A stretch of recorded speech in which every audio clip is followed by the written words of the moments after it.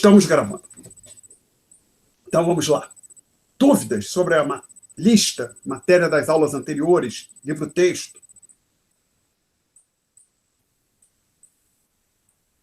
Não? Alguém quer fazer uma pergunta, não se acanhe, sobre as notícias? No final da aula passada, os senhores perderam a vergonha e falaram alguma coisa? Fizeram algumas perguntas, hoje não? Então, se não há dúvidas, nós vamos continuar com a matéria. Vamos lá, já iniciar aqui o meu... Vou abrir o software que é o Quadro Negro. Nosso Quadro Negro está devidamente aberto. Então, aqui abrir o PDF com as notas de aula. PDF, não é aqui. Estamos no tópico 3. Então, nós chegamos até o final dessa página 2. Então, nós tínhamos chegado aqui no final da página 2, tínhamos falado o que era o papel moeda em poder do público, eu mencionei, se não papel moeda pode dar mais para confusão, está incluído no papel moeda. Papel moeda propriamente dito e as moedas metálicas, ou seja, cédulas e moedas metálicas fazem parte desse papel moeda. E em poder do público quer dizer o seguinte, está na mão de pessoas físicas, de criaturas, indivíduos como nós, então o que está na minha carteira, o que está na carteira dos senhores, faz parte do PMPP, e dinheiro em poder de organizações não bancárias. Então, dinheiro no caixa de um restaurante faz parte do PMPP. Dinheiro na gaveta de um ônibus, ou ali o ônibus, que é onde agora não tem mais a figura do cobrador, é muito raro, né? Normalmente é o motorista. Aquele dinheiro que está ali faz parte do PMPP. O dinheiro que está em poder do Bradesco não faz parte do PMPP. Aí tem um outro conceito, papel moeda emitido, que é basicamente, são essencialmente cédulas e moedas fora do Banco Central, que se a gente for pensar um pouco, também é o que é o PMPP? Desculpe, o PME, papel moeda emitido. O PME é igual ao PMPP, mas, isso não está escrito aqui, talvez esteja escrito mais à frente, deixa eu ver. Não? Então podemos colocar aqui.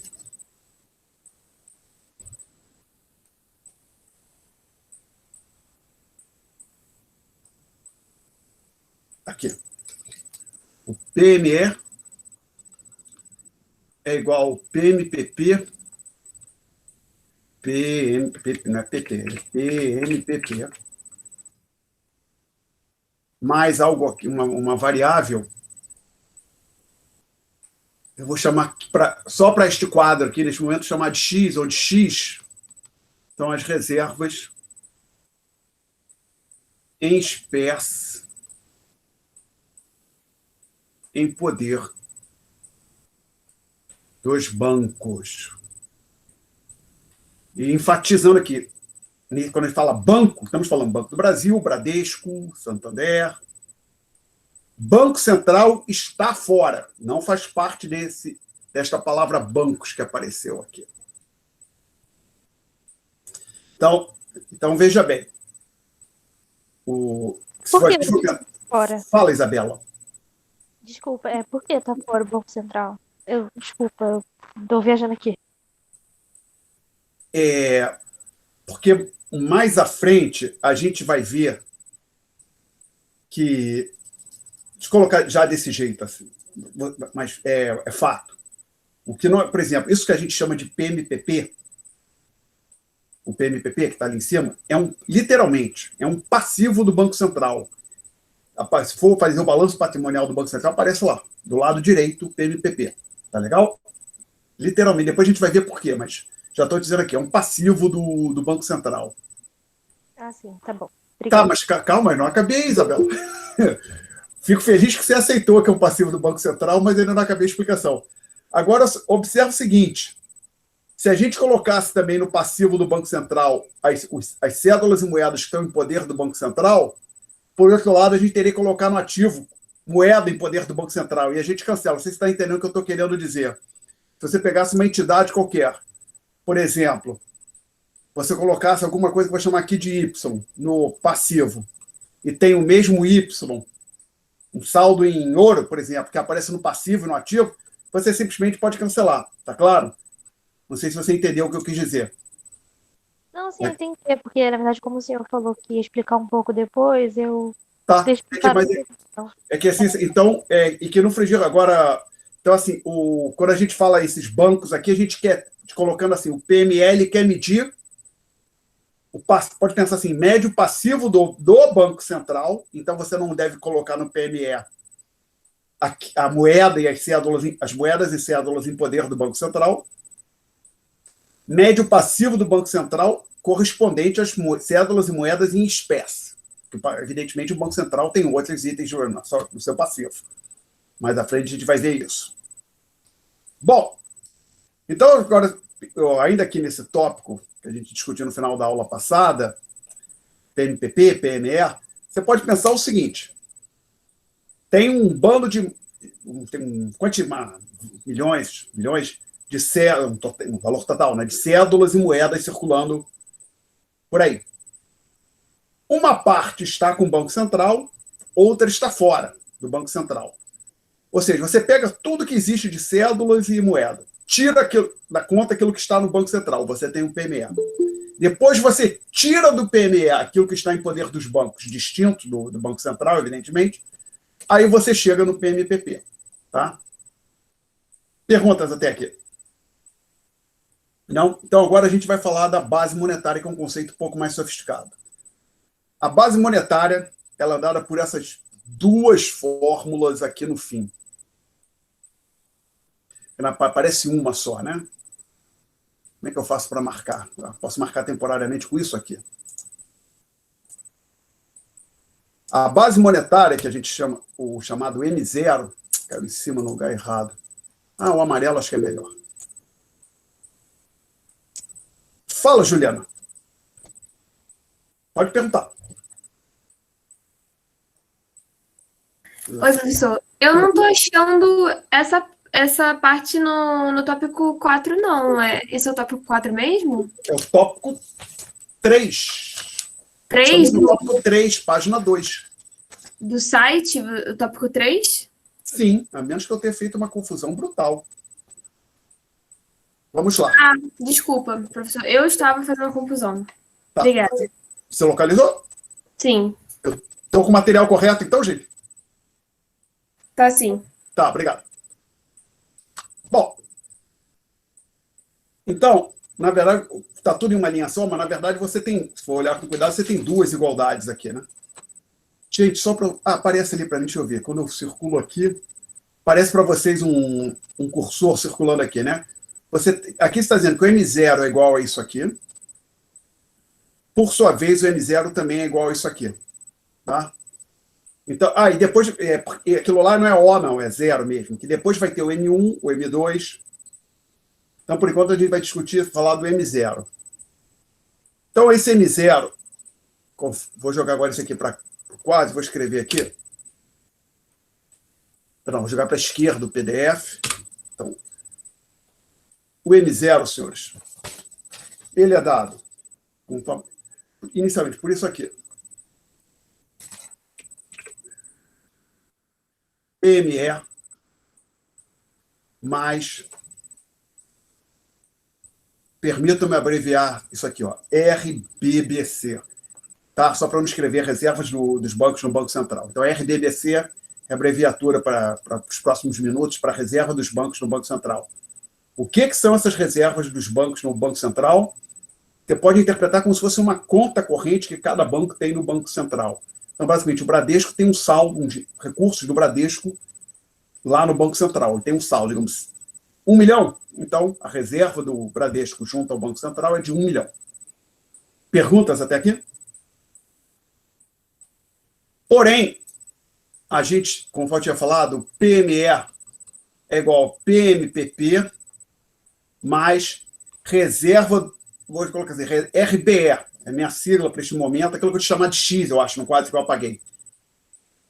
Reservas dos bancos em espécie, ou seja, cédulas e moeda em poder dos bancos. Você pode, então, juntar essas duas coisas essas duas linhas, desculpe, duas coisas, essas duas linhas, essas duas igualdades, e escrever o seguinte, que o M0 é PMPP mais RBE mais RBBC. Isto tudo aqui nós chamamos de reservas bancárias. Pode, às vezes, também chamar reservas totais dos bancos, alguma coisa desse tipo. Tá, não tem uma terminologia fechada para isso, não. Alguém quer fazer uma pergunta até aqui? Não? Então, vejam bem. Os bancos têm dois tipos de reservas. No Banco Central e as reservas em espécie, cédulas e moedas. Tá? Aí, então, o M0 você pode escrever, dizer que o M0 é igual a isso aqui. Também pode dizer que o M0 é igual a isso aqui. Nas notas de aula está sublinhar isso mais isso. E é mais comum, então isso que a gente vai marcar em vermelho. É mais comum, acho que a gente vai usar mais aqui a última definição que aparece, essa definição assim. M0 é igual a PMPP mais reservas bancárias. Perguntas? Aí eu menciono abaixo. Importante, M0 é um passivo do Banco Central. Como ousas, Alexandre? Vamos tentar deixar esse ponto claro.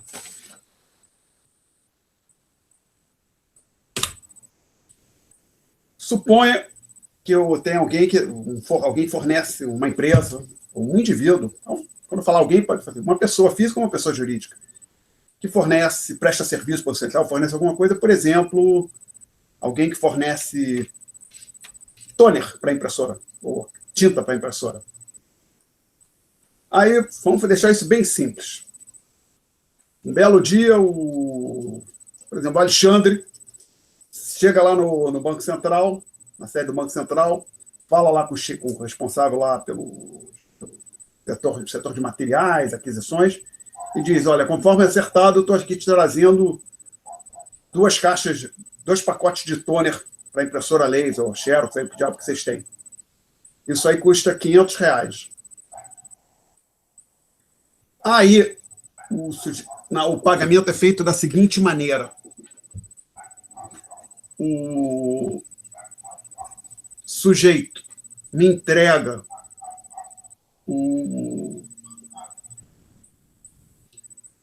que pega o toner, o funcionário Banco Central pega o toner e me entrega 5 cédulas de R$100.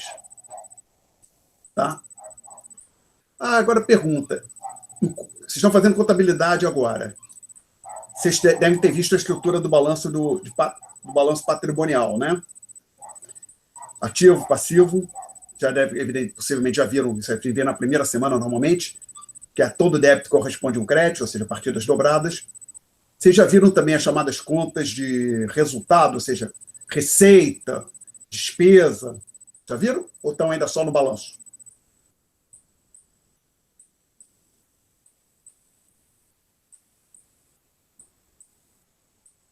Já vimos, assim, obrigado, várias pessoas. Ok. Então a ideia, então imagina o seguinte, nessa transação que a gente está fazendo aqui, e na verdade eu acho que foi um exemplo infeliz, eu poderia ter pego um mais simples, mas tudo bem, essa aqui que poderia ficar restrita ao balanço. Essa que exemplo que eu falei, aquisição do toner, não fica, no meu modo de ver, eu acho que não registra, aí é uma boa pergunta. Eu acho que você precisa da de uma conta de resultado. Então, basicamente, teria um lançamento a débito de uma conta lá, de um item um livro contábil do Banco Central, despesas.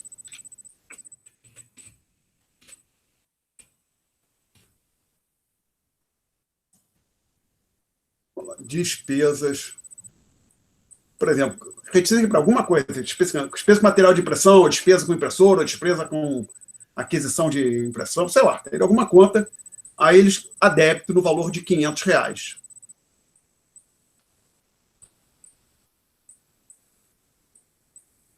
Tá? Ok? tem que ter uma contrapartida. R$ 500 a crédito. Essa contrapartida aparece aqui, no passivo. Desculpa, no balanço passivo. No balanço passivo, anual no passivo.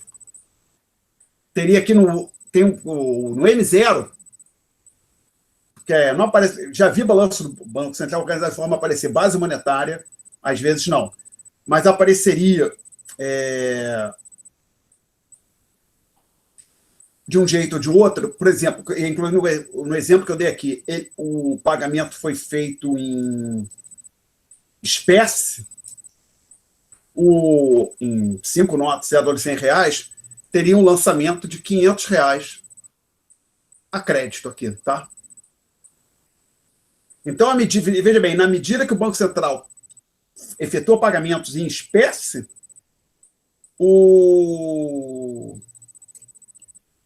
você tem lançamentos no passivo.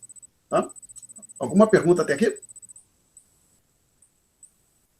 Deixa eu agora dar outro exemplo, que eu acho que talvez ilustre melhor. Suponha que, ao invés de o Banco Central estar comprando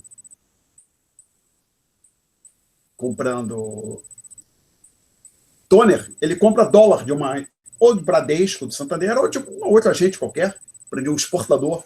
Alguém tem dólares para vender e o Banco Central compra dólares. Vamos dizer que esses dólares ele compra $200. Então, vamos apagar tudo isso aqui. $200.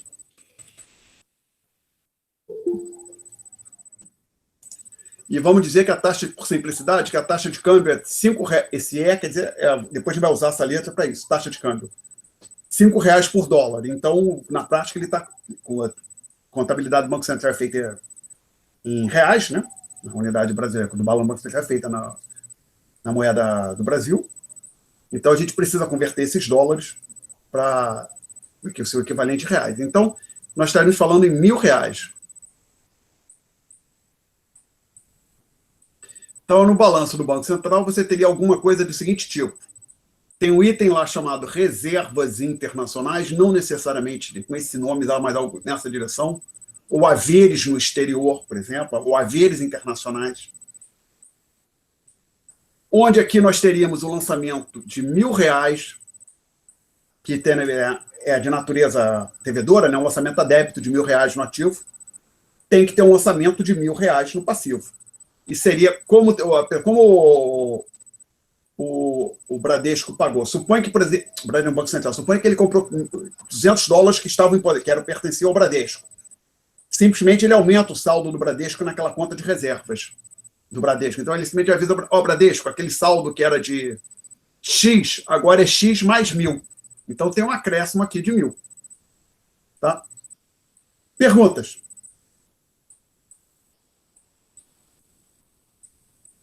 Dúvidas? Agora, já que não está, agora deixa eu fazer esse negócio de ensino online é meio chato. Posso contar uma coisa para vocês, até eu brinquei, mas quando eu comentei com os alunos na turma semestre passado, eu brinquei, segredo, vocês não podem contar para ninguém. Não vou repetir a brincadeira, que alguém pode até ver no YouTube, né? Os vídeos estão lá, tá repetindo a brincadeira. Não, vai que quando começou o negócio de dar aula online, eu fiquei, não gostei dessa ideia, coisa complicada. Eu realmente prefiro o presencial, mas em algumas coisas o online domina. Por exemplo, alguns alunos comentaram, né? Para as pessoas que moram relativamente distante da universidade, claramente esses alunos têm uma tendência maior desses alunos a preferir o ensino à distância. Mas uma das coisas que tem a vantagem que a gente tem aqui é que pode abrir a internet a qualquer momento, e nem todas as salas da UFRJ a gente tem essa possibilidade. Algumas salas têm computador, outras não, né? Com projetor. Então, por exemplo, eu dava aula naquele... Se referiu ao horário. Vocês não chegaram nem a ter aula, né? Vocês já, pelo menos grosso dessa turma aqui, já foi tudo online, né? Não é isso? Vocês não chegaram a ter aula. A gente já tem... Então, assim, algumas salas têm computador, outras não. Nas que eu dava, as que eu vinha lecionando... Eu sou veterana, eu tive. Você já teve... mas então, naquilo que chamam de aulário, Lá, normalmente, não tinha computador, era meio complicado, a pessoa tinha que levar um notebook, né? Às vezes, não sei se tinha projetor ou não. Aí a Beatriz falou, não me estressar muito, aumentou minha qualidade. Tem esse aspecto também. Então, o fato é que agora aqui é relativamente fácil abrir um navegador de internet. Eu depois me dei conta do diabo que, às vezes, a minha privacidade vai embora. É a minha privacidade, que aparece aqui minha página inicial, os sites que eu vou, uma paciência. O que eu não vou fazer pelos alunos? Vamos escrever o seguinte, assim, Banco Central. Isso é muito complicado achar o Banco Central do Brasil, balanço patrimonial. O que a gente acha aqui? Não, tá meio... Tem um site aqui, demonstrações financeiras do Banco Central, tem um site aqui, um PDF do Banco Central.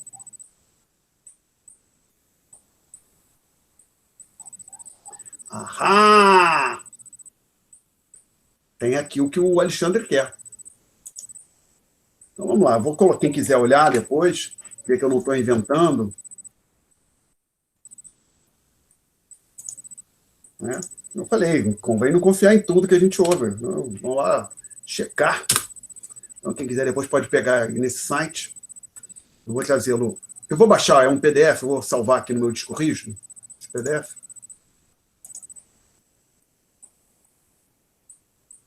Que acho que fica mais fácil navegar. Salvei? Sim, agora eu vou abri-lo aqui dentro do próprio Firefox. Abrir com Firefox. Vai abrir o PDF que eu clico aqui.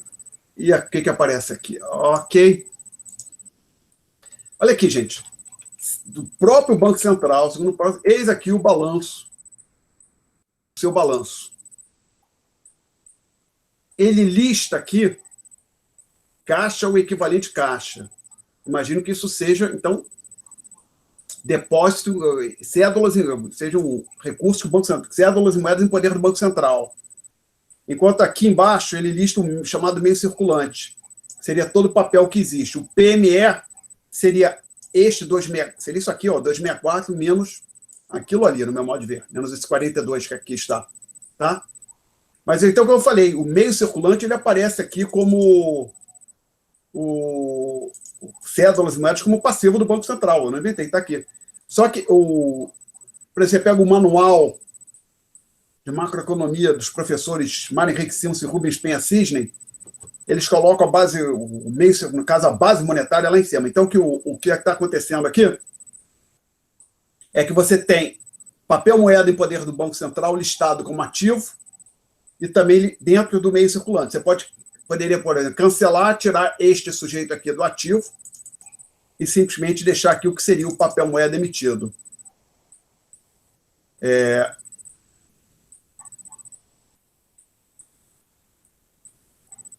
Tá?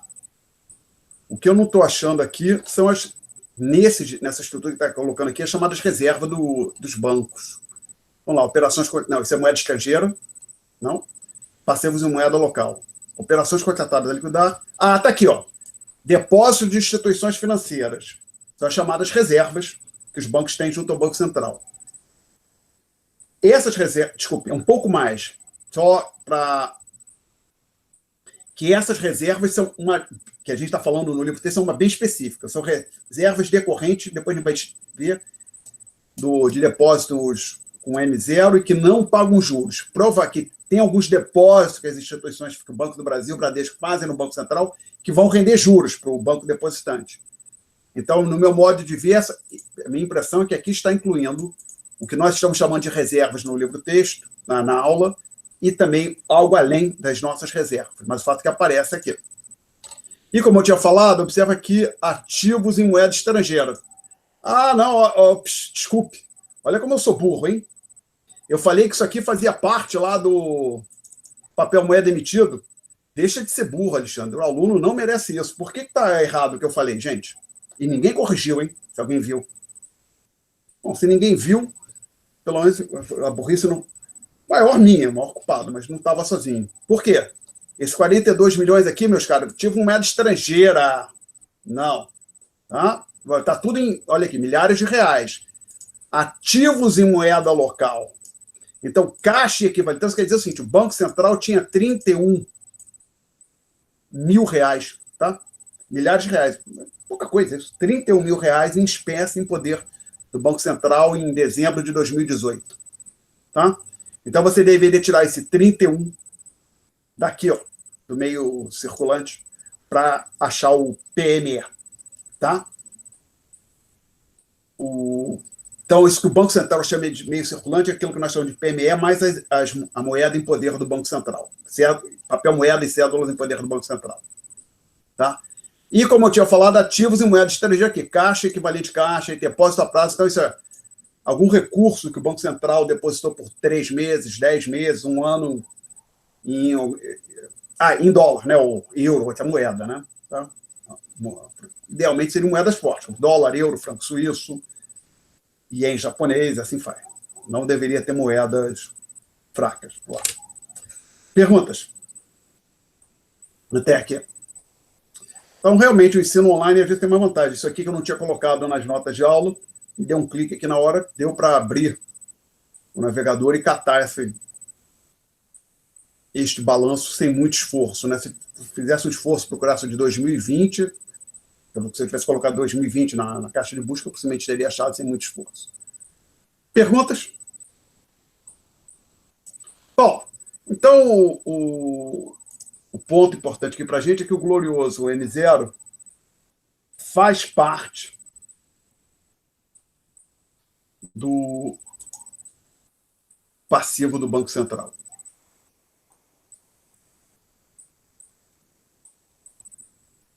Agora a gente vai discutir um segundo conceito de moeda. Antes de discutir o segundo conceito, que é o M, na verdade seria o quarto, né? A gente discutiu o PMPP, PME, o M0 foi o terceiro. Vamos discutir o quarto, que é o M1. Antes da gente sair do M0 e entrar no M1. Alguém quer fazer alguma pergunta sobre o que a gente fez até agora? Não? Então a gente vai embora.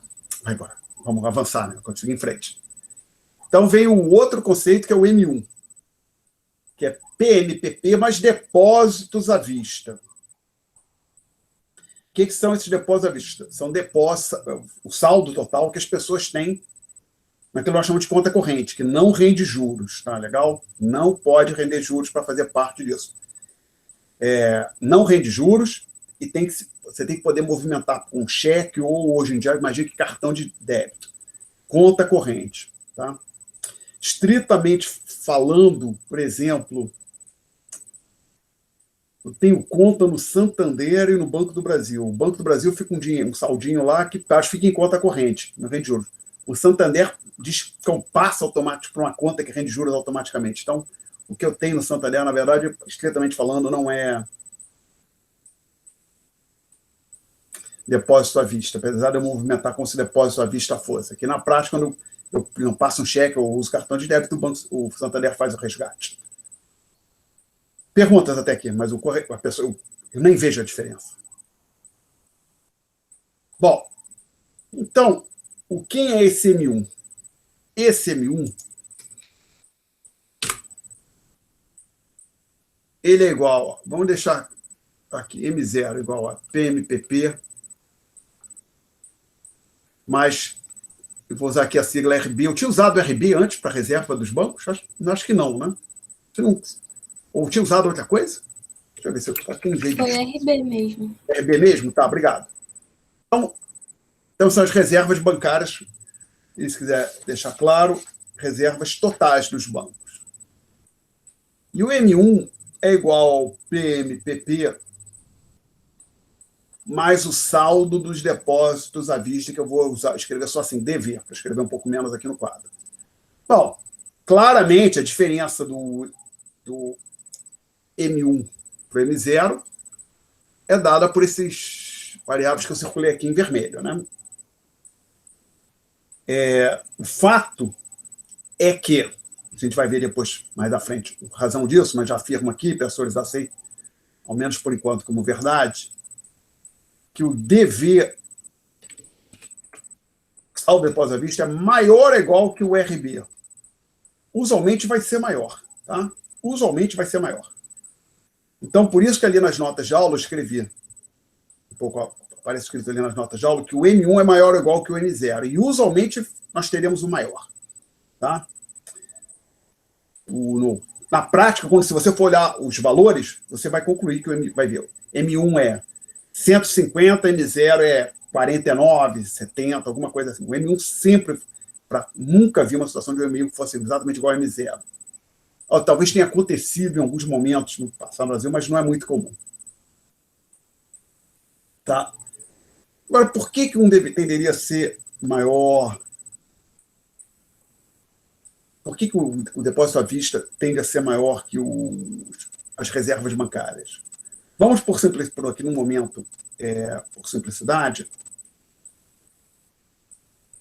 supor que os bancos não têm reserva no Banco Central, tá? Que a única reserva que os bancos mantêm são as chamadas reservas em espécie. Aí, o Banco Central não, uma pessoa qualquer, pensa até assim, tem um banco que acabou de ser criado, esse banco surgiu agora. Abriu ali a sua primeira agência e diz, estou recebendo o depósito. Aí uma pessoa entra lá, legal, gostei, vou ter uma conta, abre conta e deposita R$100 naquele banco. Então, acontece o seguinte, o banco recebeu um depósito de R$100, então saldo, o dever, no caso seria a variação do depósito à vista no primeiro momento, assim que houve aquele depósito, estou usando delta para falar em variação, de 100, tá?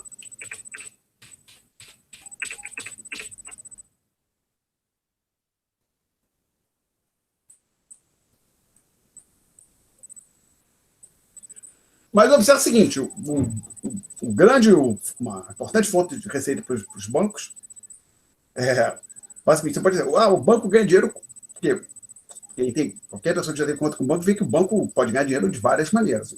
Uma das coisas, por exemplo, cobrando taxas sobre manutenção de conta corrente, por emissão de cheque, emissão de DOC, anuidade de cartão de crédito, mensalidade, anuidade de cartão de crédito, cartão de débito, sei lá. Tem um bando de taxas que os bancos podem cobrar. Ou seja, você pode dizer assim, o banco funciona, presta serviços para as pessoas e pode cobrar, dependendo do relacionamento, do chamado pacote de plano que a pessoa tem, ela pode ter isenção parcial, total daquelas taxas, né?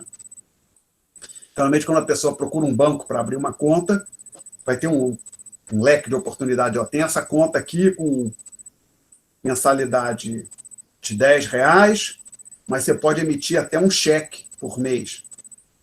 A partir do segundo cheque, a gente te cobra uma taxa de R$5 por cheque, alguma coisa assim. Então, é uma fonte de receita para o banco cobrar por esse serviço. Outra fonte de receita é que o banco recebe esse dinheiro, que é o depósito à vista, ele não remunera, porque ele não te paga juros nisso, e ele empresta esse dinheiro para alguma outra pessoa, cobrando juros. Então, essa é uma parte importante da fonte de receita dos bancos.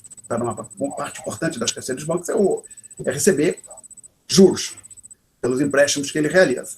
Não é só cobrando. O banco não ganha somente em cima dos serviços que ele presta.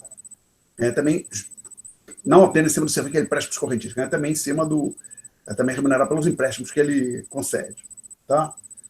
Agora, então a ideia então, assim, alguém recebeu os depósitos de R$100, aí esse banco novo recebeu o depósito de R$100 e pensa, bom, essa pessoa que veio aqui depositou, ela não vai sacar tudo correndo, ela não vai vir aqui amanhã, ou daqui a meia hora, ou daqui a um mês, pedir para resgatar os R$100.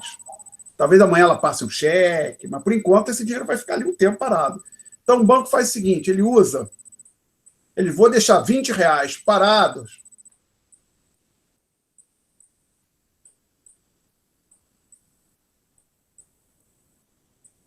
e 80 eu vou emprestar. Tá? Então, aí ele faz um empréstimo. Desculpa, na verdade, perdão. Aqui eu me expressei mal. Não gostei, não. Diz que eu apago isso aqui.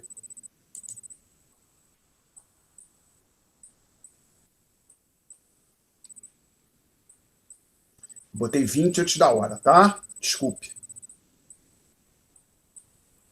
Porque o que aconteceu? Botei antes de ter falado 20 depois.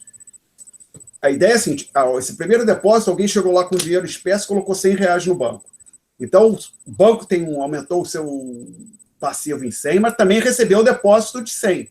Então, o banco, agora que eu tinha zero simplicidade de cédulas e moedas, esse banco, agora ele está com R$ 100 lá no caixa.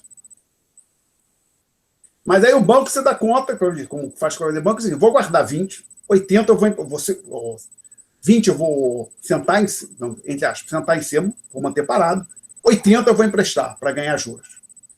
Aí o banco está lá dizendo, sou um banco novo, empresta dinheiro. Aí assim que aquela depositante foi lá e colocou R$ 100, saiu, está entrando outra pessoa lá com um bando de documento embaixo do braço, tem um restaurante aqui, um comércio, precisa de um dinheiro emprestado, aí o banco olha para ti, empresta R$ 80. Aí o cara, pô, legal. Mas eu vou sair com eu preciso de dinheiro agora, correndo para pagar umas contas, me dá esse dinheiro em espécie. Aí o banco toma, não é assim que o banco faz. Mas vamos sim, deixar isso sim, porque na prática, quando o banco empresta dinheiro para alguém, quem tomou o dinheiro emprestado tem que ser corrente. Os homens, vai ser correntista do banco, vai receber o dinheiro vai ficar disponível na conta corrente, tá? Mas vamos aqui, por simplicidade, supor que esta pessoa pegou R$ 80 emprestados e sacou. E deu, banco, me dá R$ 80. Então, o banco tinha recebido 10 notas de 100, entrega na mão do sujeito 8 notas de 100. Feito isso, nesse momento aqui, quais são as reservas, o acréscimo que esse banco teve nas reservas, após o empréstimo, relativamente à situação antes dele receber esse depósito de 100? R$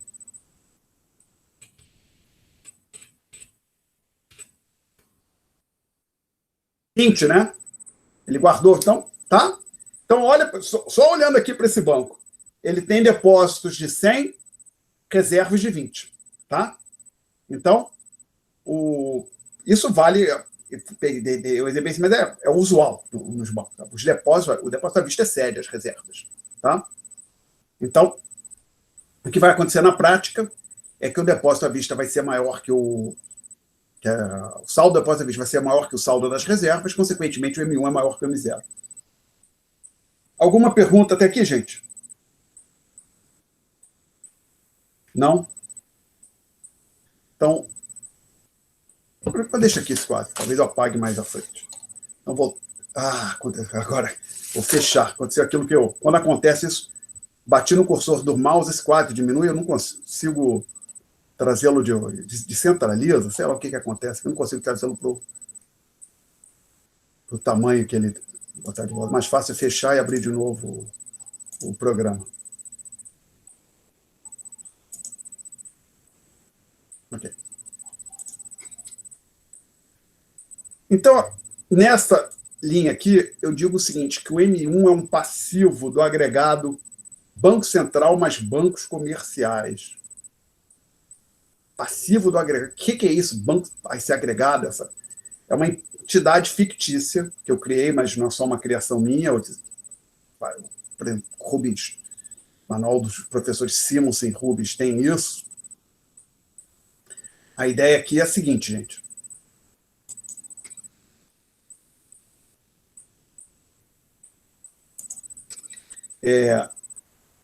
Suponha, primeiro, então,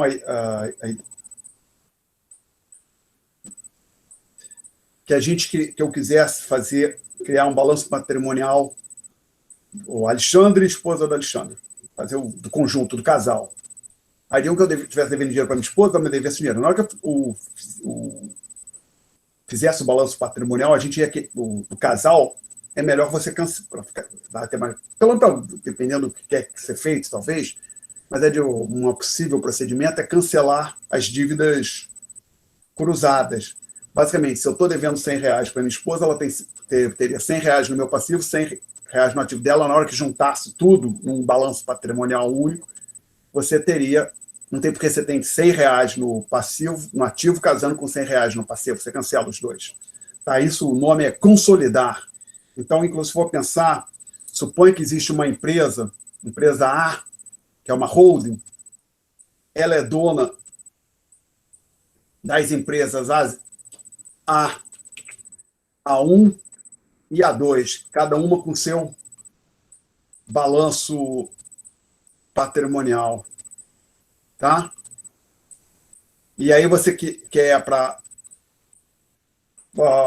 juntar, consolidar o balanço da empresa 1 com a da empresa 2. Suponha, então, que, por exemplo, a empresa 1 tivesse X reais para receber da empresa 2, da empresa 2. Na hora que você juntasse os dois balanços para montar um balanço único, você simplesmente cortaria isso. Tá? Isso se chama consolidação. Consolidar os balanços, os demonstrativos, aquilo que aparece no ativo de uma empresa ou de uma entidade, no passivo da outra, que você está congregando, você simplesmente cancela. Tá legal? Perguntas até aqui? Ok. Então, vou tentar agora deixar esse ponto mais claro. Suponha, por simplicidade, que a gente está olhando para um país hipotético que ele tem simplesmente um banco central. Existe lá um banco central que tem o seu ativo, o seu passivo. Tem aqui do M0, ele tem o PMPP. Tem as reservas em espécie. Desculpa, as reservas bancárias, tá? Isso aqui é o M0. Tem uma linha para o PMPP, outra para a reserva bancária, tá? E você tivesse aqui um único banco. Banco 1. É o único banco, tipo chamado banco comercial. Porque o banco comercial, o banco pode receber depósito à vista. Bradesco é um deles, o Brasil é outro, Santander é outro, Caixa Econômica Federal também é um deles. Então, ele teria, dentre outras coisas, ele teria aqui no seu ativo as reservas bancárias, tá certo? Na hora que você criasse... Aí, coloca aqui, até para deixar esse ponto claro. Aí teria alguma coisa aqui, um item X, bando de coisa. Vamos colocar aqui. Aqui teria mais um bando de coisa que eu vou chamar de Y.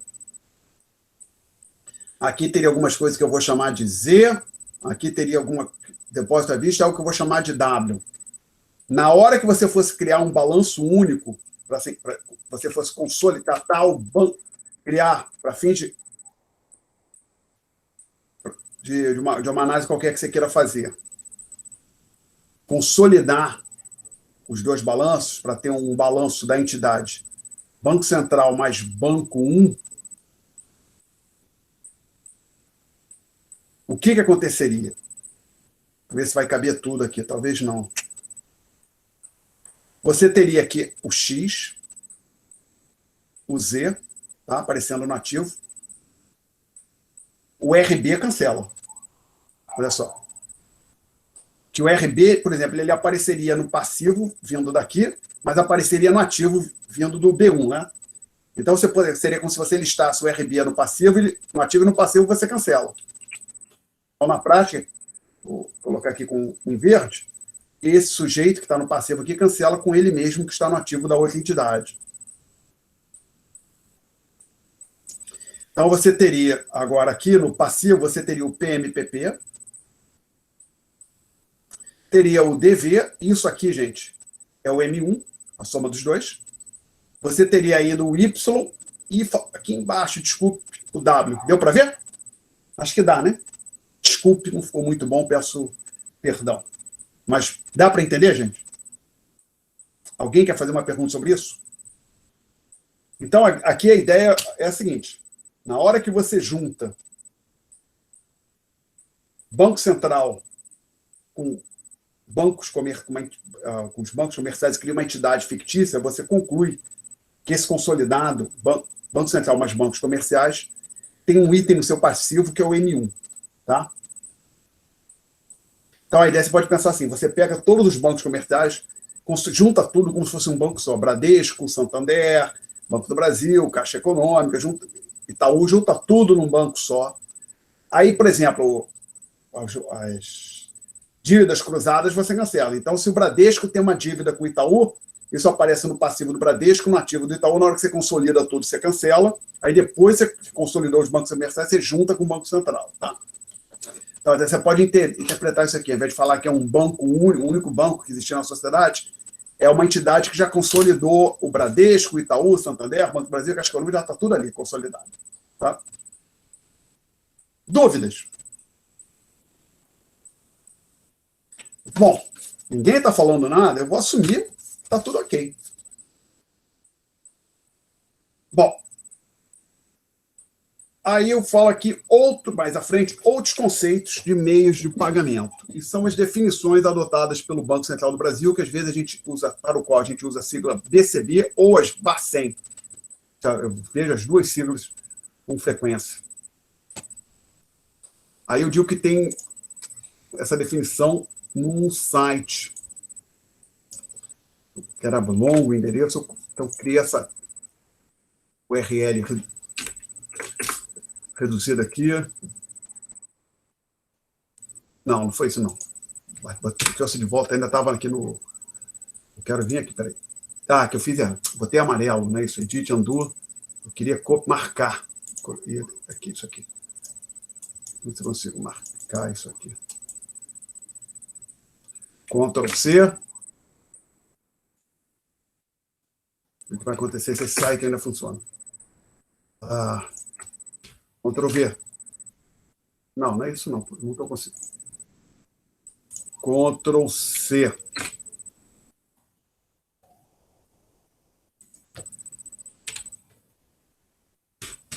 Ctrl V. Agora vai.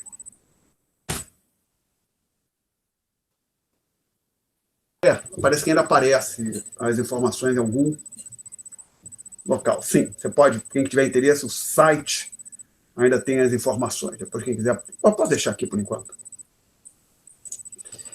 Então, o Banco Central define outras... Não só o Banco Central. Isso é algo que acontece no mundo inteiro, nos Estados Unidos. Outros conceitos de banco de pagamento. Então, deixar claro. Base monetária, M0 e M1, nunca vi diferença nesse conceito quando passa. Você vai olhar o que é o M0 no Brasil, o equivalente ao M0 dos Estados Unidos, o M1 no Brasil, o M1 dos Estados Unidos, que você acha num livro-texto norte-americano. Agora, o M2, M3, aí já varia. Para algum país, M2 vai ser uma coisa, para outro país vai definir. Mas o conceito, a ideia de M0 e M1 é relativamente uniforme. Tá? Então, por exemplo, o Manual do Menkel tem o mesmo, que é um autor americano, norte-americano, mesmo conceito para M0 e M1 que você encontra no Manual de Macroeconomia. É um livro mais avançado que o do Menkel. O Menkel é de introdução, mas um livro de macroeconomia dos professores Mário Henrique Simons e Rubens Penha Cisne, e outros manuais de economia monetária aqui no Brasil. Agora, o importante é que, veja bem, quando a gente passou, eu estava discutindo o conceito M0, passamos a discutir o chamado M1, a gente ampliou, tornou mais amplo a nossa ideia de moeda. Nossa ideia de moeda no M0 era só dinheiro e poder das pessoas e reserva dos bancos. Aí, quando a gente foi para o M1, a gente pegou alguma coisa que é maior que a reserva. Manteve o dinheiro do público, PNPP, e pegou os depósitos à vista. Assim, ou seja, é um conceito mais... O M1 é um conceito mais amplo, no sentido que engloba ou itens que o M0 não contempla. E apesar de não ser simplesmente uma adição, né? Porque não é o M0, mas perdão, o M0 vai ser menor ou igual que o M1, e usualmente o que acontece quando a gente discutiu, o M0 é menor que o M1. Para o M2, M3, M4, a gente pega, por exemplo, pega o índice o anterior e adiciona alguma coisa. Por exemplo, pega o M1, adiciona o M1, alguma coisa, a gente vai ter o M2. Então vamos ver quem é o M2, conforme as notas de aula. O M2 é o M1 mais demais emissões de alta liquidez realizadas primariamente no mercado interno por instituições depositárias. Instituições depositárias são os bancos comerciais que recebem depósito. E realizadas primariamente, ou seja, num primeiro momento, né, principalmente, primariamente, aqui no mercado interno, no mercado financeiro brasileiro, tá? Isso é emissão, quer dizer, O que é uma emissão? Então, por exemplo, uma dívida, que pode pensar assim, os bancos, como eles emitem depósito, não é bem que eles emitem depósito, mas eles recebem depósito à vista, ou seja, criam, aumentam, expandem o seu passivo. Agora, não é só depósito à vista que o banco recebe, o Banco do Brasil recebe depósito a prazo e outros. Então, emissões de alta liquidez, pode ser resgatada, por exemplo, de um dia para o outro, ou no mesmo dia, isso entra no M2, tá? Então, são basicamente, você está pegando outros itens, pode pensar até assim, se você pegasse naquele entidade fictícia, BC mais bancos,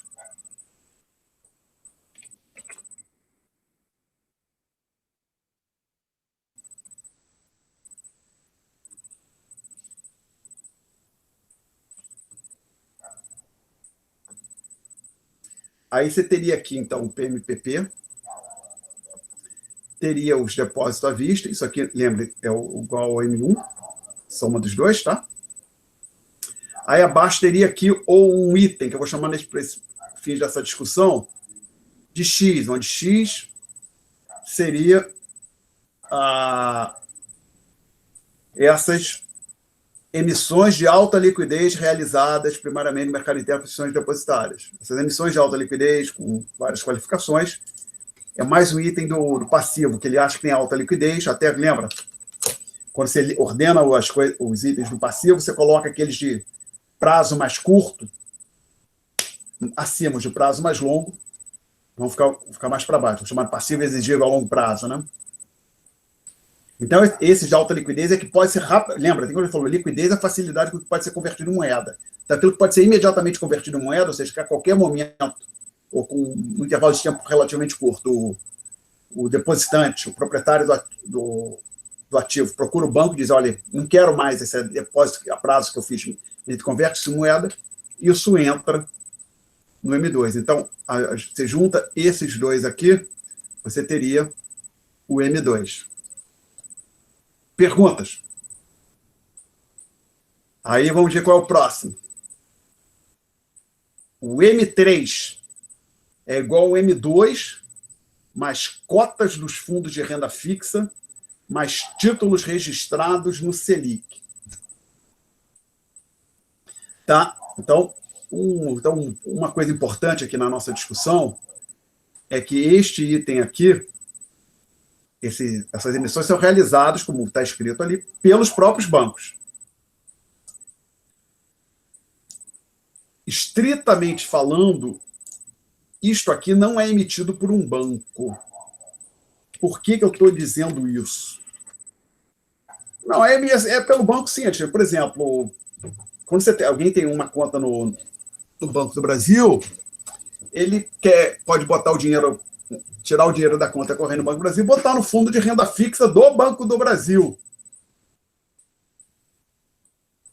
Bom, como eu falei para os senhores, os bancos ganham recursos de várias maneiras, de várias formas. Uma delas é pela gestão dos fundos. Né?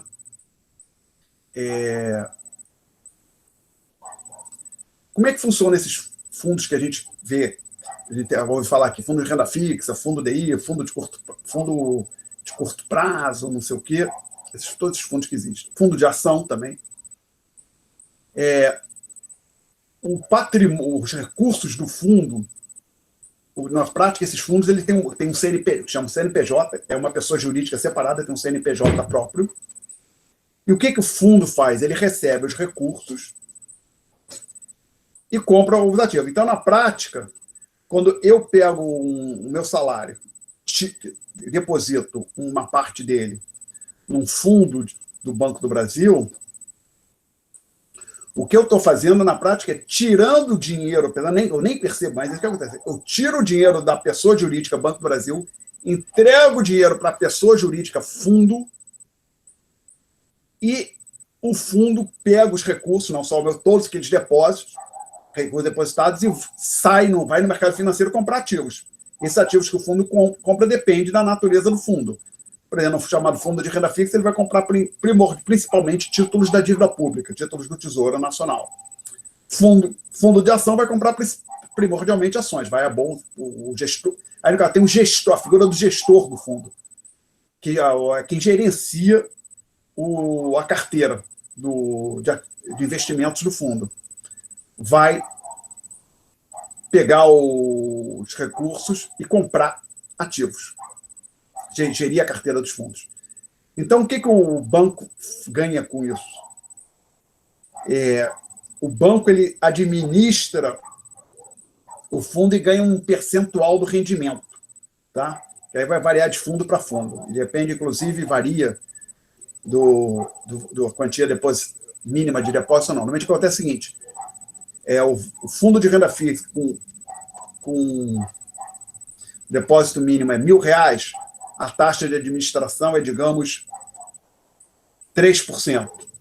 Enquanto no fundo de renda fixa, com depósito de R$100.000 mínimo, a taxa de administração é 0,25%. Uma coisa desse tipo. Tem uma escala lá. Aí vai variar de banco para banco também, possivelmente. Tá? Bom, então, estritamente falando, isto aqui não é um passivo dos bancos. Tá? Então, você precisaria, na prática, se quisesse fazer essa análise de balanço, criar aqui uma nova entidade, BC mais banco mais fundos de investimento, e colocar ali as cotas, como os recursos colocados pelos depositantes como passivo dos fundos. Tá? Que é exatamente o balanço de um fundo de investimento é isso. Obrigações, a origem de recursos, aquilo que foi depositado pelos investidores do fundo. Ativos do fundo, os títulos que ele comprou. Ações, se for tem fundo de moeda estrangeira, comprou dólar, comprou euro, seja lá o que ele investiu nos recursos. Tá? Perguntas. Outro item que aparece aqui, que aí não são os fundos, isso aqui precisaria colocar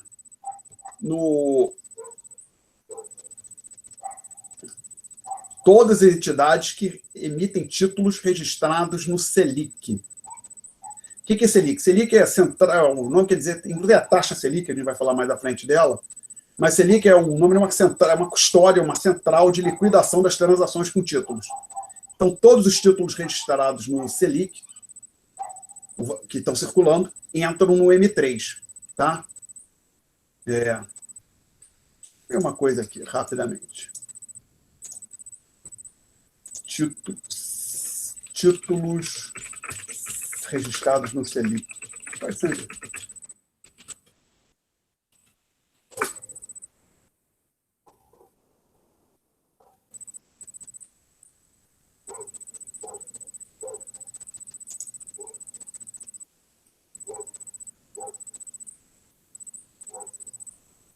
Tá, então acabei de ver aqui. Então, só até desconfiável, que existe a Selic, que é um sistema, a Selic quer dizer o seguinte, Sistema Especial de Liquidação e Custódia, tá? Existe outra entidade chamada CETIP,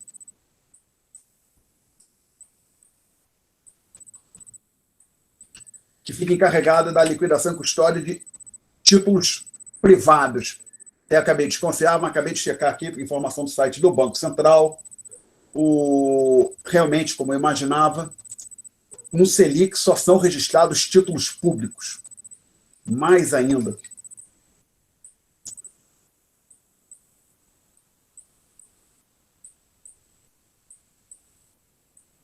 Por emissão do Tesouro Nacional, que em tese pode ter título, não sei se ainda circula, títulos de dívida estadual. Então, existiu no passado, não sei se eles ainda circulam. Então, não sei se está aparecendo aqui para os senhores. Veja bem, site do Banco Central do Brasil, fonte confiável. O Selic, custódia de título escritural de emissão do Tesouro Nacional. Tá? Então, basicamente, é onde ficam registradas as transações, a entidade que registra as transações com os títulos do Selic. Então, quem emite esses títulos registrados no Selic? São os títulos do Tesouro Nacional. Então, deveria aparecer aqui Tesouro Nacional. Então, basicamente, se eu quisesse fazer uma análise aqui com valor patrimonial, você teria que ter, quando for fazer esse M3, quando chegar no M2, precisaria colocar fundo de investimento. No M3, você precisaria incluir na entidade que está lá no alto, no título do balanço, o Tesouro Nacional. Tá? E no M4, títulos públicos de alta liquidez, né? Que obviamente seria, para fazer sentido a distinção, tem que ter base ideia, é claro. Há títulos que não estão registrados no Selic que têm alta liquidez, né? Tá? Ok? Aí eu menciono o seguinte, eu tinha falado uma outra coisa disso, o conceito de M0 e M1 onde eu vi, é uniforme. Nunca peguei um livro onde fosse diferente do que a gente está discutindo aqui. Nunca vi um autor falando algo diferente. E é relativamente estável no tempo. Esses conceitos de M2, de M3, M4, não, eles mudam com frequência relativa. A primeira vez que eu vi isso na minha vida, no M2 entrava poupança, só poupança. Era M1, desculpa, M2 era M1 mais saldo em contas de poupança. Agora, meu entendimento, saldo em contas de poupança está aqui, mas outros itens também entram aqui, tá? Então, isso varia. Inclusive, é importante, porque se um dia quero fazer um concurso público, vai cair esse tipo de conceito, você tem que ver nos 2, 3 meses que antecede o concurso, ou ver qual é a bibliografia recomendada, qual é o conceito que está sendo utilizado. Deixa eu só ver uma coisa aqui.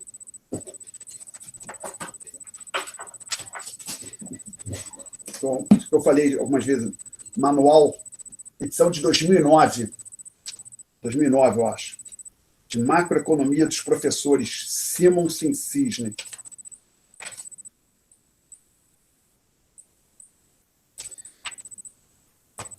Deixa eu ver se aqui eles têm. Ele fala aqui M2, M3, M4, deixa eu ver se ele dá uma definição aqui.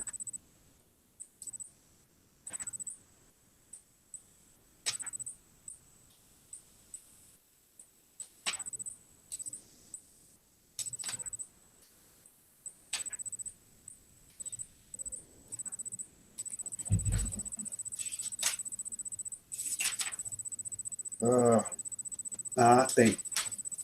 Espero que eu não lembro. Nem um segundinho, senhores.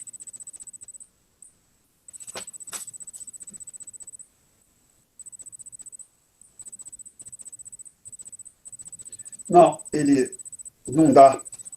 Eles não deram, não. Não, daqui. Tem aqui.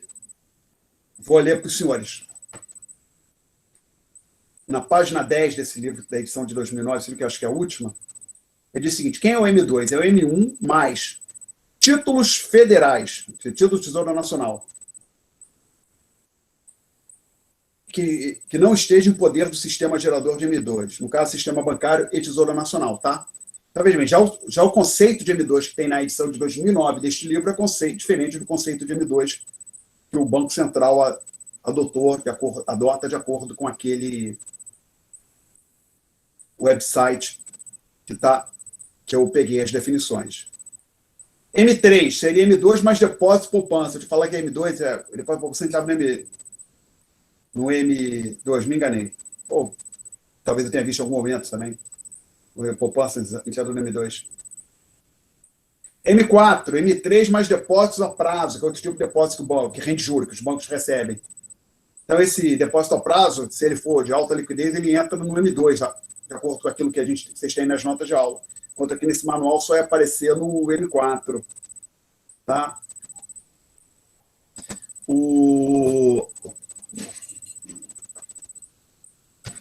Perdão.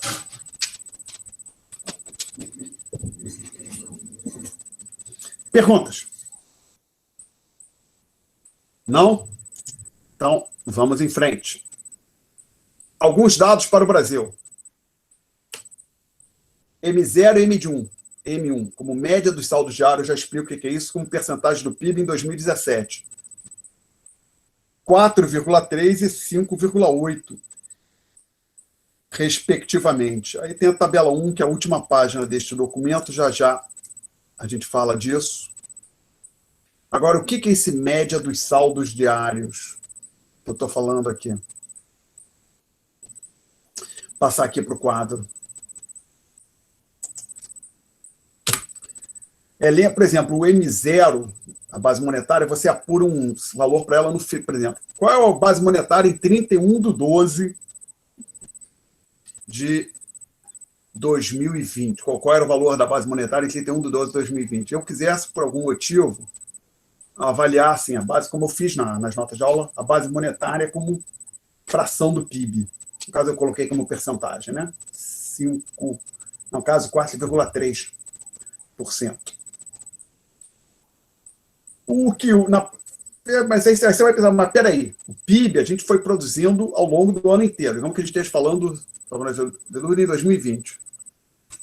Pô, você pega o M0 no fim do ano, pega o M0 no primeiro dia do ano, pega no meio do ano, lá no 30 de junho, ou 1º de julho, alguma coisa desse tipo. Como é que a gente faz? Normalmente, quando a gente quer comparar fazer esse tipo de fração, o saldo, quando é uma variável como o IP, que a gente chama de fluxo, que ela é construída ao longo de um intervalo de tempo, uma coisa que é comum fazer é pegar a média do M0. Então, aqui você não coloca nem o M0 do final do ano, nem o M0 do começo do ano. Você pega a chamada média do saldo diário, basicamente você pega como se você colocasse uma planilha de Excel para cada dia, numerando os dias úteis, tá? Normalmente é isso que a gente faz, acho que é pelos dias úteis. Vai assim, papapá, aí sei lá quantos dias úteis vai ter. Digamos, estamos 52 semanas, né? Então, vamos dizer que sejam 100. 50, no caso, 104, sábados e domingos. Mais feriado, alguma coisa, digamos que sejam 10. Digamos que a gente tem aí 120. Então, 365 menos 120 dá aproximadamente 240 dias úteis. Alguma coisa desse tipo. Aí você pega aqui. Aqui tinha 100, aqui tinha 102, aqui 108.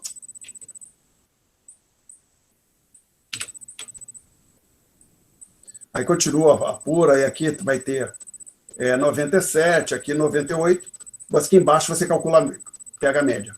Pega a média de todos os dias e calcula, então, o chamado média dos saldos diários. Tá? Aqui eu fiz por dia útil. Aí tem que ver, às vezes, depende do que você está olhando, se tem pegar um dado do Banco Central, ver como é que você também está calculando essa média. Na verdade, agora pensando, taxa de câmbio, eu computaria uma taxa de câmbio média, eu computaria a média dos dias úteis. O M0 eu pegaria de todos os dias do ano. Eu iria, então, até 365. Pegar só os dias úteis, não. Por quê? Porque o dinheiro é utilizado também no fim de semana, né? Acho que faz mais sentido. E pessoas trabalham, o PIB é gerado também nos feriados e fim de semana.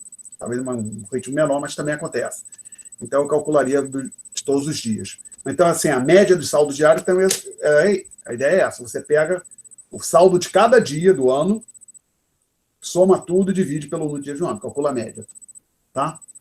Então, nas notas de aula, quando eu calculei, disse que isso aqui era 4,3% aproximadamente, o PIB foi, no caso era 2017, desculpe, tá? O PIB era o PIB nominal de 2017. O M0 era a média dos saldos diários do ano em questão, 2017. M1 também, média dos saldos diários. Perguntas? Aí eu menciono tabela 1 na última página deste documento. Coloquei aqui alguns dados dos agregados monetários em 2018.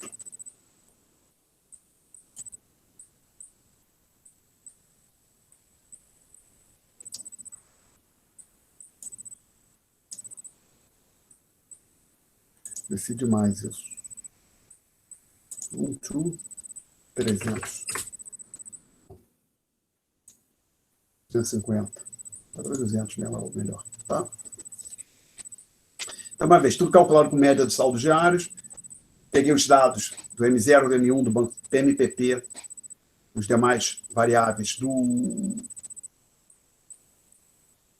Banco Central. Então, o que a gente tem na primeira coluna?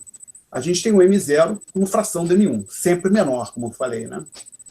Na faixa de 75% a 78%. Isso em janeiro, que bateu próximo de 78%, né? Na verdade, até foi abaixo de 75% em alguns momentos.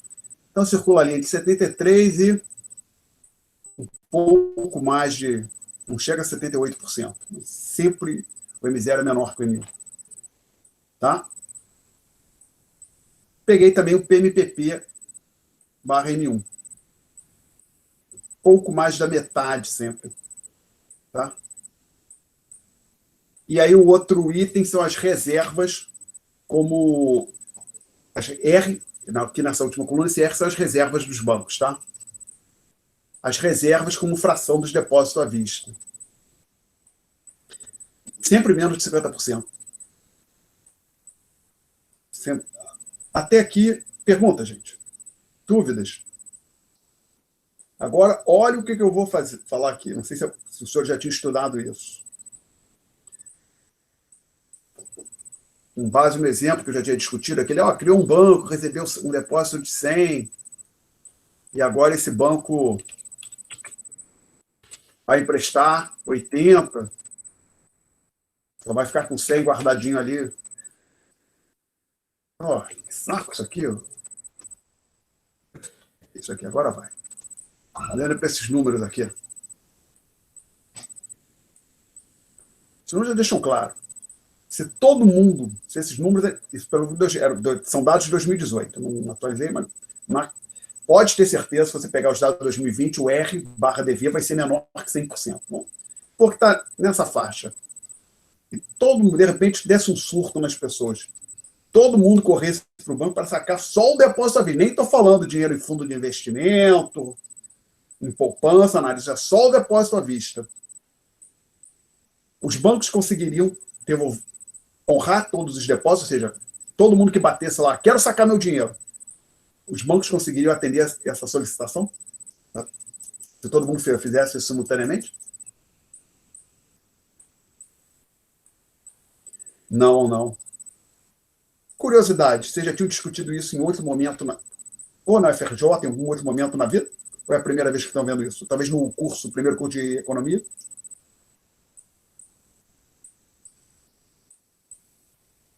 Primeira vez para um dos alunos, e os outros?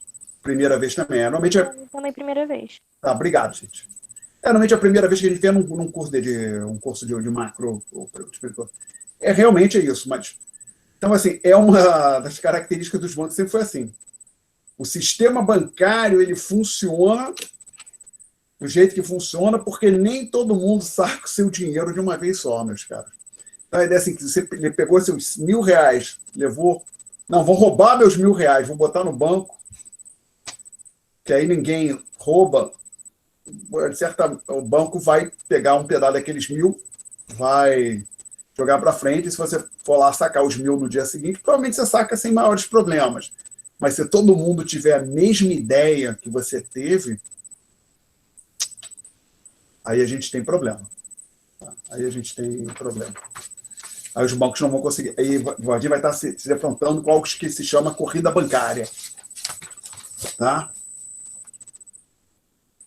Corrida bancária acontece quando todos os depositantes tentam sacar os seus recursos de um banco, se somente um banco for afetado por essa corrida bancária de uma vez só, ou se pode ter vários bancos sendo afetados simultaneamente por uma corrida bancária. Tá?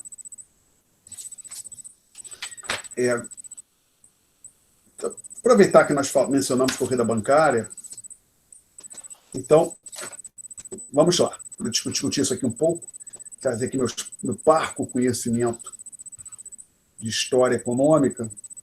Como eu já estou ficando velho, sou velho, então já vi muitas coisas. Então, há uns 30 anos eu não podia falar isso, agora eu posso falar, né? Eu posso falar eu posso contar coisas para vocês que aconteciam, coisas que eu vivenciei, e vocês nem eram nascidos. Estou velha beça. Então, gente, falar um pouco aqui de corrida bancária. A primeira coisa, então, vamos deixar claro. Eu não estou falando para ninguém sair correndo para os bancos sacar seu dinheiro, não, tá? Agora, se for pensar, é evidente que nem usam, a menos situações extremas, que a gente vai discutir quando isso poderia acontecer, nem todo mundo vai sacar o seu dinheiro, nem todo mundo vai pedir para sacar o dinheiro de uma vez só, tá? Então, esse sistema financeiro que a gente vê, do qual a gente desfruta, ele existe porque nem todo mundo saca o dinheiro de uma vez só, esses recursos. Mas aí, pô, mas isso é perigoso, não podia ser assim, não sei o quê. Bom, os caras, não queria que os bancos fossem assim. É meio como você quer ter um cão de guarda, mas ele não pode. Seria um bom cão de guarda que não precisasse se alimentar, não precisasse levar ao veterinário, não precisasse escovar para tirar o pelo, dar banho. Pô, esse cão de guarda é chato, ele late. Você queria que não tivesse cão de guarda, só latisse quando fosse ladrão. O problema é que toda vez que toca a campainha, passa alguém na rua, o cachorro late. Bom, meu caro, então você não quer, você está querendo uma coisa que não existe, né? Normalmente tem uns cachorros cães de guarda que latem, dependendo da raça, que vão latir mais do que o outro, mas normalmente, porque veja bem, não tem como o cachorro saber, o conceito de ladrão não está no cérebro do pobre do animal, né? Então o cão de guarda, normalmente ele vai dar sinal quando ele vê alguém ou outro animal estranho chegando perto daquilo que ele considera a sua residência, a sua propriedade, ou aquele local que o animal habita com outras pessoas, né? Então, dizer, não, o banco não podia ser assim, bom, o banco vai fazer as funções, uma das principais funções dele, justamente, é desse jeito. Por quê? O ponto importante existem agentes na economia, talvez algum momento fala pessoa, então eu vou estar querendo incluir também organizações, sejam empresas propriamente ditas, ou entidades, ONGs, que são deficitárias, que estão com déficit de recursos. Elas precisam pegar dinheiro, recurso emprestado. E outras entidades que são superavitárias e que tem dinheiro sobrando. Então, quem está com sobra de dinheiro, coloca dinheiro no banco. Coloca na conta corrente, no fundo de investimento, numa conta de poupança. E o banco atua como intermediário, repassa esses recursos para os agentes deficitários que querem receber recursos. O casamento desses agentes é importante. Você permitir que o agente superavitário financie o agente deficitário. É isso que está acontecendo. É importante. É fundamental para o bom funcionamento da economia. E aí, mas por que eu preciso que a economia funcione? Bom, meu caro, eu preciso que a economia funcione para a gente não voltar para as cavernas, né? Se um dia a economia não funcionar, estaremos de volta para as cavernas. Né? E a gente já teve, se não próximo disso, não sei o quão sério, mas, por exemplo, vamos arrebentar a economia. Não é uma boa ideia, meus caros.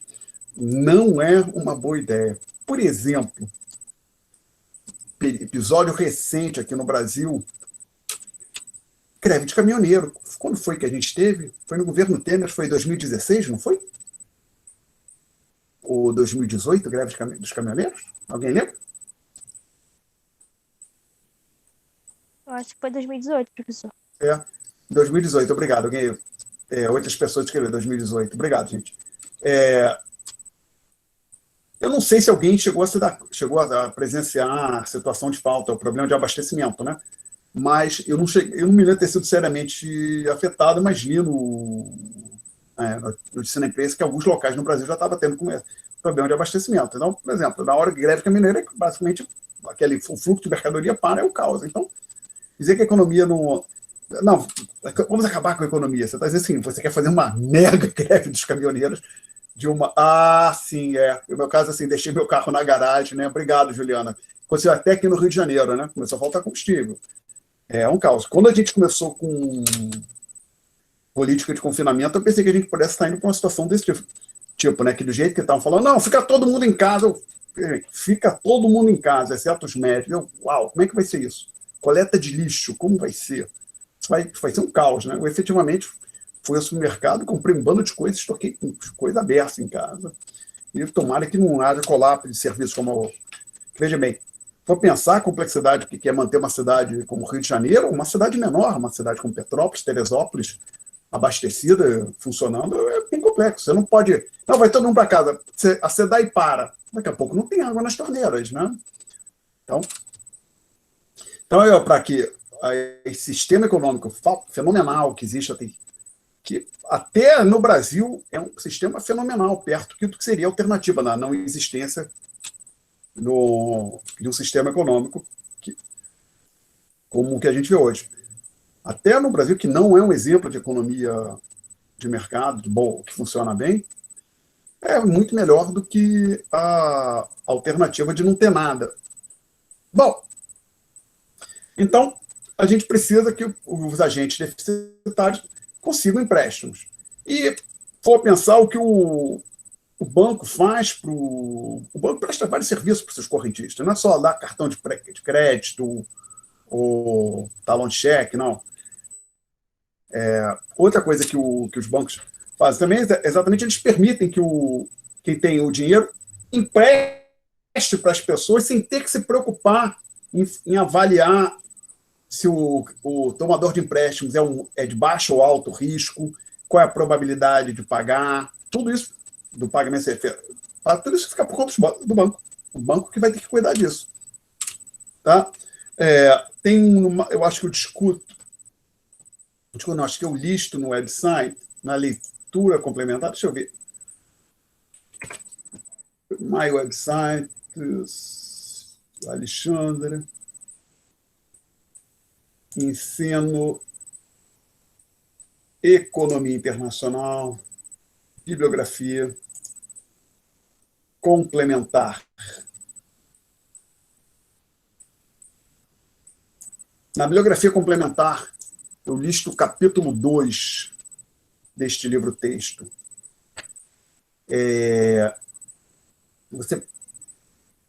Para quem tem interesse em sistema financeiro, macroeconomia também é um bom texto. Pode ler procurar outros capítulos e ler. Ele dá, se não falha a memória, aqui no capítulo 2 desse texto, ele dá uma visão geral do funcionamento do sistema financeiro. Desculpe, só um minuto. Eu tenho este manual aqui em mãos. Capítulo 2. Acho que é uma visão geral do funcionamento do sistema financeiro. Um resumo do sistema financeiro, exatamente. Quem tiver interesse pode dar uma olhada, é um bom texto. Esse é de tradução da edição de 1999. Já deve ter mais umas 8 edições, não houve outra tradução depois. Acho que a última tradução desse texto foi ali em 2000, mas já existem outras edições mais recentes em inglês. É um bom texto esse. Para ver como funciona o sistema financeiro, o que as instituições financeiras fazem ou não. Tá? E tem, então, agora que eu falei, corrida bancária, o que é corrida bancária? Não me lembro de ter ocorrido alguma grande no Brasil recentemente. Antigamente, inclusive, eu posso falar aqui daquilo que eu lembro, quando eu era da idade dos senhores, eu era mais jovem que vocês. Antigamente, para dinheiro saque no banco só se fazia com cheque. Não existia cartão. O cartão de débito, primeiro a gente teve aqui no Brasil o cartão de crédito, depois teve o cartão de débito. O cartão de débito te permite movimentar dinheiro direto da conta corrente. Então, sacar dinheiro no banco envolvia ir pessoalmente à agência, no caixa dentro da agência, sacar com um cheque. Era assim que você sacava dinheiro no banco. Não tinha banco 24 horas, caixa automático, não tinha nada disso, não existia nada disso. Você queria sacar dinheiro, você tinha que ir no banco, na agência, a agência na qual você tinha conta, que acho que até outro dia eu fui olhar, acho que até hoje é assim, cheque, se alguém receber um cheque, quer sacar o cheque, tem que ir na agência daquela conta, tá? Então, por exemplo, eu tenho o meu cheque é da conta X do Banco do Brasil, eu dou um cheque de R$100 para a pessoa, ela não quer depositar na conta dela, quer pegar aqueles R$100 em espécie, ela vai ter que ir na agência X do Banco do Brasil sacar o dinheiro. Bom, então, para saque no banco era feito assim, pessoalmente. Não existia internet, nada. Então, naquela época, até ali, final da década de 80, no Brasil, no mundo, corrida bancária, ela tinha que acontecer basicamente de forma presencial, as pessoas correrem fisicamente para os bancos, ou para um banco, Digamos que o banco X está sofrendo uma corrida bancária. Seus depositantes resolveram sacar todo o dinheiro. Por quê? De repente, com um boato, seja ele bem fundamentado ou não, está um zum por aí, circulando que o banco vai quebrar e os depositantes vão ficar a ver navios, não vão receber o seu dinheiro. Então, todos os depositantes correm desesperados para o banco para sacar o seu dinheiro. No passado, isso tinha que ser feito presencialmente. Um outro caminho, mas se a pessoa estava muito preocupada, não era a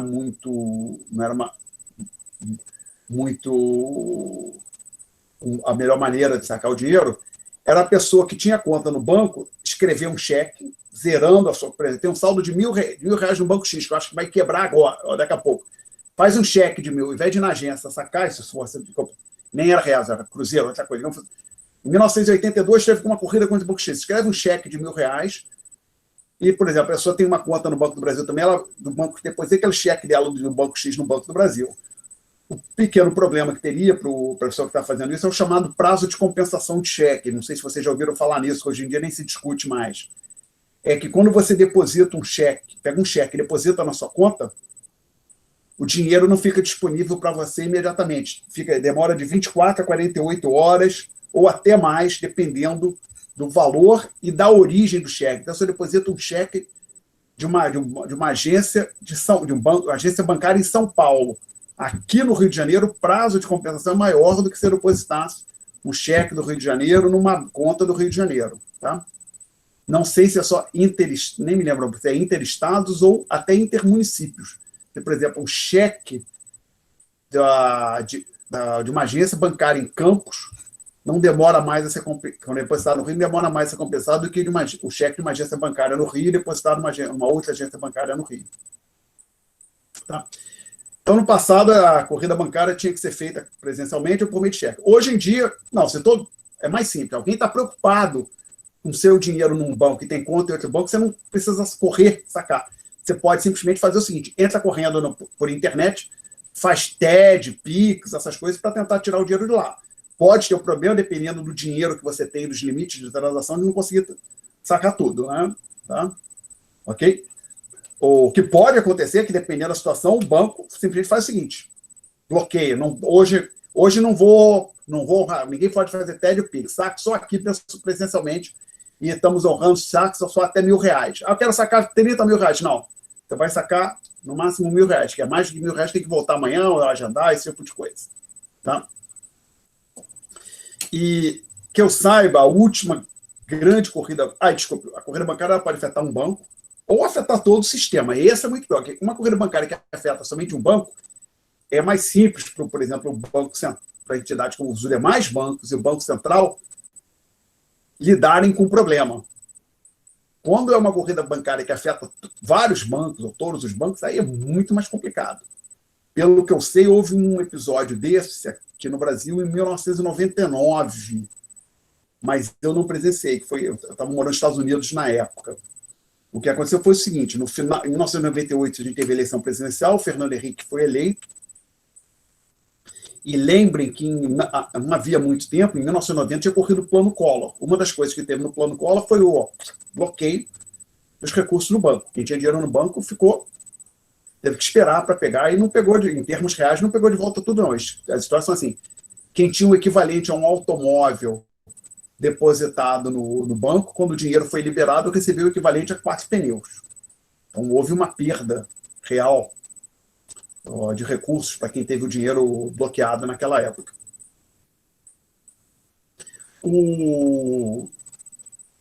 Então, ali em 90, então, um pouco depois da eleição, ali em janeiro, houve uma desvalorização do real, trocou o presidente do Banco Central 2 vezes, o presidente era o economista Gustavo Franco, saiu o Gustavo Franco, entrou o senhor Francisco Lopes, um negócio chamado, uma ideia que a taxa de câmbio ia seguir uma banda diagonal exógeno, nem sei. O mais positivo que eu tenho para sobre isso é estranho. Estranho. E foi um caos. Assim, dólar começou a subir, as pessoas começaram a ficar desconfiadas, acabou que o Francisco Lopes não ficou, acho que nem 2 semanas na presidência do Banco Central, não sei, não durou muito tempo, saiu e veio então o Armínio Fraga Neto o presidente do Banco Central, o Armínio Fraga, ficou até o final do governo Fernando Henrique, em 2002, 2003, né? E foi sucedido pelo Henrique Meirelles, que foi indicado para a presidência do Banco Central pelo Lula no seu primeiro mandato. Eu acho que o Henrique Meirelles ficou no Banco Central toda a administração Lula. Não sei se também no governo da Dilma, agora realmente eu não me lembro. E eu me lembro que, na época eu estava lá no Brasil, uma pessoa que eu conheci, falando telefonicamente com uma pessoa que estava aqui, estava lá nos Estados Unidos, falou que começou no Brasil, contou. Foi um horror. Ali, quando teve aquela confusão, dólar desvalorizou, todo mundo começou a falar que o dinheiro ia ser bloqueado de novo, como havia sido no plano Collor. E eu fui correndo para o banco para sacar meu dinheiro, muitas pessoas foram correndo para o banco sacar dinheiro. Então, houve uma corrida bancária, parece, pelo relato que eu vi, mas depois foi procurar. Mas, recentemente, eu estava lendo um livro de autoria da jornalista Miriam Leitão, título é Saga Brasileira, a luta de um povo pela sua moeda, onde ela narra lá a história do Plano Real, até o período de ano, tem que tentar o que foi necessário para haver estabilização, se debelar a inflação, conta como as coisas funcionavam antes ou como mal funcionavam antes do Plano Real. Foi bom ler, mesmo, tinha isso, já tinha esquecido.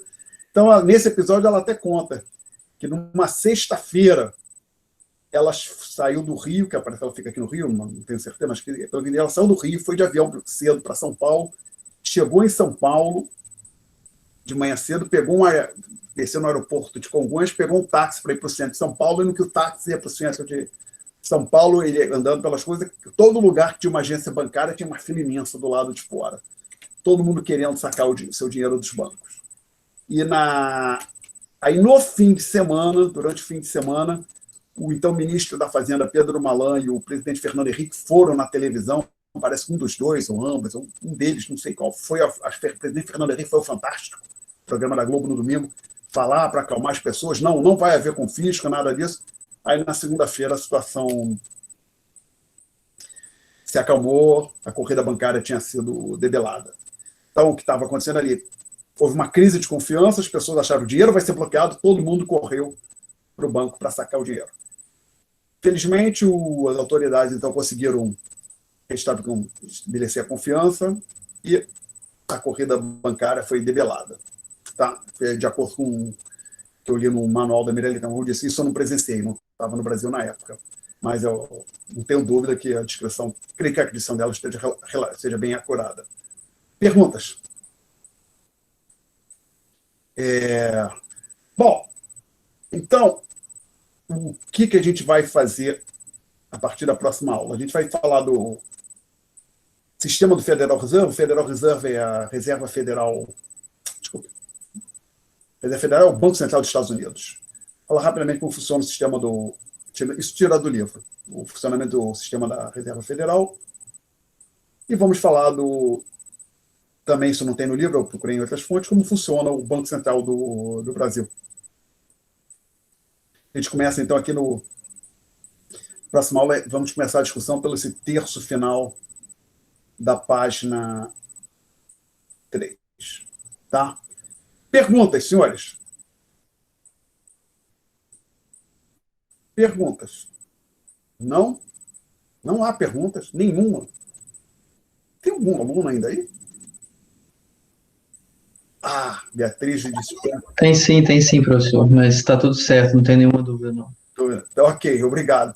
Não, assim, uma das coisas ruins desse ensino online é que você fica falando, será que eu estou falando sozinho ou será que ainda tem alguém ali? Não, mas tínhamos alunos aqui. Então, gente, acho que eu vou parar a gravação. Vamos lá. Parar a gravação. Stop recording.